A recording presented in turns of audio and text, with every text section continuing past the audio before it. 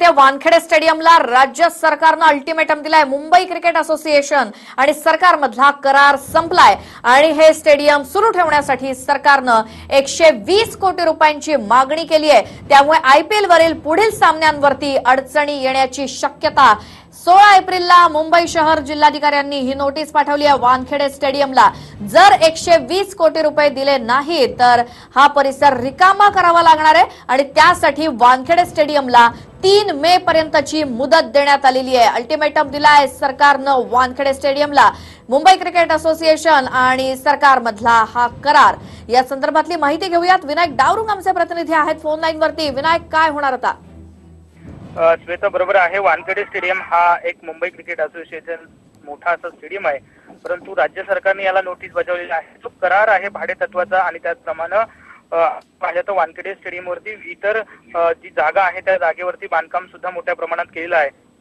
त्याच अनुषंगाने जे आहे ते राज्य सरकार सांगितलं की 120 कोटी जे आहेत ते रुपये जे आहे ते भरा आणि नाहीतर मग ही जागा तुम्हाला खाली करावी लागेल, अशी जी नोटीस जी आहे ते राज्य सरकारकडून देण्यात आलेली आहे। त्यामुळे आता वानखेडे प्रशासन नेमकं याला काय उत्तर देतं किंवा हे पैसे जे आहेत ते भरतं का हे पाहावं लागेल। परंतु सध्या आयपीएल सुरू आहेत। आयपीएल सुरू असताना अशा प्रकारची सरकारकडून नोटीस आल्यामुळे आयपीएलचे पुढील सामने होतील की नाही हा एक प्रश्न आहे। परंतु आता नेमकं यापुढे काय कारवाई केली हे पाहावं लागेल। स्वेता, बिलकुल विनायक, धन्यवाद तुम्ही दिलेल्या माहितीसाठी। आणि आयपीएल सुरू आहे, वानखेडे स्टेडियम वरती सुद्धा मॅचेस खेळवल्या जातात। मात्र आता सरकारकडून वानखेडे स्टेडियमला जर अल्टिमेटम देण्यात आलाय 3 मे पर्यंत 120 कोटी रुपये द्यावे लागणार आहेत। जो करार होता सरकारमधला आणि मुंबई क्रिकेट असोसिएशन मधला तो आता संपलेला आहे। 16 एप्रिलला ही नोटीस देण्यात आली आहे। 120 कोटी रुपये दिले नाही तर परिसर रिकामा करावा लागेल।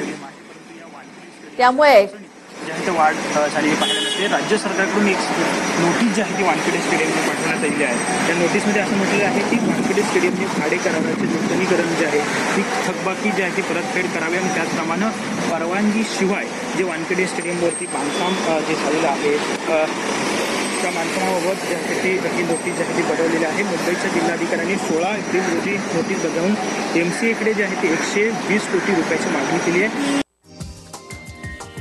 हा व्हिडिओ तुम्हाला आवडला असेल तर असे आणखी व्हिडिओ पाहण्यासाठी TV9चं YouTube चॅनल सबस्क्राईब करा, बेल बटण दाबा।